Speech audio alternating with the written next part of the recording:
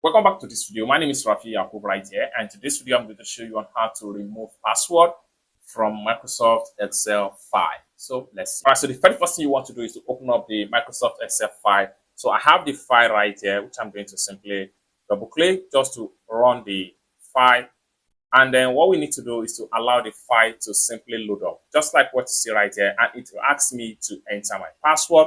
Then what you need to do here is to simply enter the password you use to log the file and hit on OK. Then having hit on OK, it open up the file for you.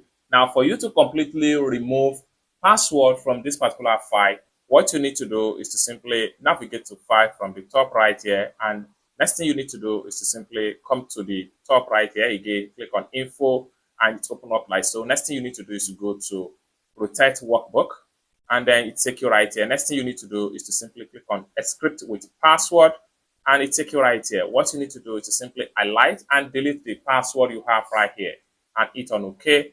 And then the next thing you need to do now is to simply go back to the file, and then you have the file back right here. Next thing we want to do is to save the file back to the previous one. What we need to do here is to simply come to the top right here. We just click on close tab right here, and this is going to pump up. What we need to do here is to simply click on save, and it's saved back to the original file that have password.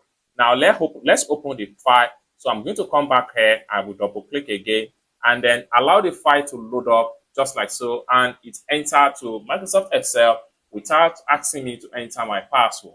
It's as simple as that. So basically, this is how to simply remove password from Microsoft Excel workbook without any stress. I hope you really got value for this video. If you find this video useful, give this video a big like, and also remember to subscribe to the channel for more useful tutorials like this. Thank you so much for watching, and I hope to see you in my next video.